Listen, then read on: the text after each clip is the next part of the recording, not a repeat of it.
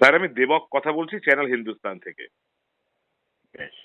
Sir আপনি জানেন যে কেন্দ্রীয় সরকার বাংলা ভাষাকে ধ্রুপদী আখ্যা দিয়েছে। বাংলা ভাষার ইতিহাস কি বাংলা ভাষাকে ধ্রুপদী বলে, নাকি সংস্কৃত প্রভাবমুক্ত বাংলা ভাষা একটি আধুনিক ভাষা?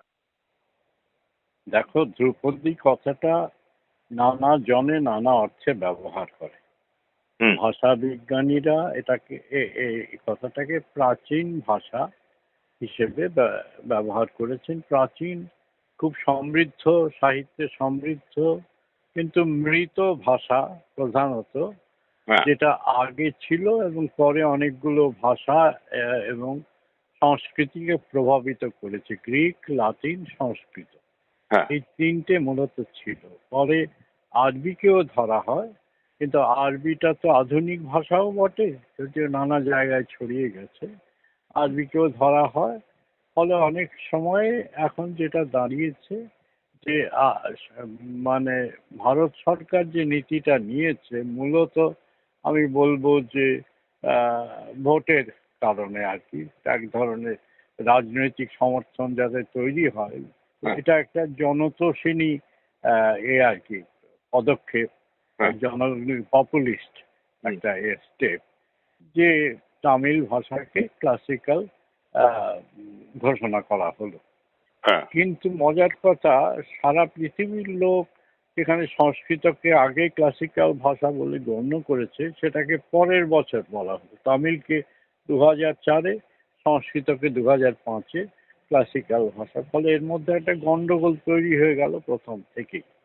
আচ্ছা। ফলে এই এই এই এই যে মতগুলো, ক্লাসিক্যাল নামটা ভারত সরকার সব দিচ্ছে, এগুলো সব, এর মধ্যে কোনো স্পষ্ট ধারণা নেই। এগুলো সবই হচ্ছে ওই খানিকটা পপুলিস্ট একটা স্টেপ নেওয়া, যে যা ভাষাগুলো ঠিক আছে, মোটামুটি প্রাচীন 15 বছর, এটা কিন্তু মানে খুব করে মানে নানা রকম জোড়াতালি দিয়ে সবাইকে 15 বছর করা হয়েছে, সেটা আমরা জানি। 1000 বছরের বেশি পুরনো, 1200 বছরের বেশি পুরনো নয় অনেক ভাষা। হ্যাঁ। যাই হোক, জোড়াতালি দিয়ে করা, ভারত সরকার রাজনৈতিক কারণে পশ্চিম বাংলাকে খুশি করা দরকার, ফলে বাংলা ভাষাকে ধ্রুপদী ভাষা বলা হলো। ধ্রুপদী অর্থে, অর্থাৎ সংস্কৃতের প্রভাবযুক্ত অর্থে ভাষাটা, বাংলা ভাষা 19 শতাব্দীতে ছিল, এখন সংস্কৃতের প্রভাব থেকে অনেকটাই সরে এসছে, যদিও সংস্কৃতের একটা উত্তরাধিকার আছে তৎসম শব্দের মধ্যে। হ্যাঁ। কাজে এইগুলো অর্থহীন কথা। এবং আমরা ভাষাটাকে মুহূর্তে দিচ্ছি এক কারণে, ইংরেজি মাধ্যম স্কুলে ছেলে মেয়েদের পাঠিয়ে তারা বাংলাটা কম পড়বে, বাংলাটা কম বলবে, এইরকম শিক্ষার ক্ষেত্রেও রাষ্ট্র কোনো পদক্ষেপ নিচ্ছে না যাতে এই ভাষাগুলো ভালোভাবে বেঁচে থাকে। ফলে এইটা আমার একটা প্রহসন বলে মনে হচ্ছে সব দিক থেকে।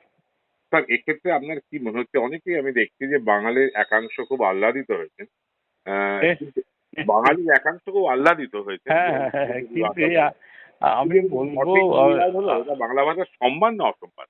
হ্যাঁ, এটা সম্মানও নয়, অসম্মানও নয়। এটা একটা রাজনৈতিক কারণে একদল মানুষকে খুশি করার, আহ্লাদিত করার চেষ্টা, যাতে ভোটটা যায় কোনো একটা বিশেষ দলের দিকে। এটা সম্মান অসম্মান কিছুই না। কিন্তু আমার মনে হয় বাংলা ভাষা এই সম্মান ছাড়াই তার গৌরব যথেষ্ট। সারা পৃথিবীর আন্তর্জাতিক মাতৃভাষা দিবস বাংলা ভাষার জন্যই হয়েছিল। এই ভাষাতে রবীন্দ্রনাথ লিখেছেন, সত্যজিৎ রায় ছবি তুলেছেন, কত কি হয়েছে। হ্যাঁ। বাংলা ভাষা সারা পৃথিবীতে সপ্তম বা ষষ্ঠ ভাষা। সারা পৃথিবীর অনেক বিশ্ববিদ্যালয়ে পড়ানো হয়, এবং তার নিজের গৌরব যথেষ্ট। এই একটা ফালতু, আমার মতে ফালতু মানে বিশেষণ নিয়ে বাংলা ভাষার কোনো দরকারই ছিল না। অনেক ধন্যবাদ স্যার আপনাকে। ভালো থাকুন। অনেক ধন্যবাদ। ক্রেডেল ফার্টিলিটি সেন্টার, সন্তান সুখ এখন আপনার সাধ্যের মধ্যে। বিভিন্ন বিষয়ে ভিডিও পেতে চ্যানেল হিন্দুস্তানের ইউটিউব চ্যানেল সাবস্ক্রাইব করুন www.youtube.com/channelhindustan।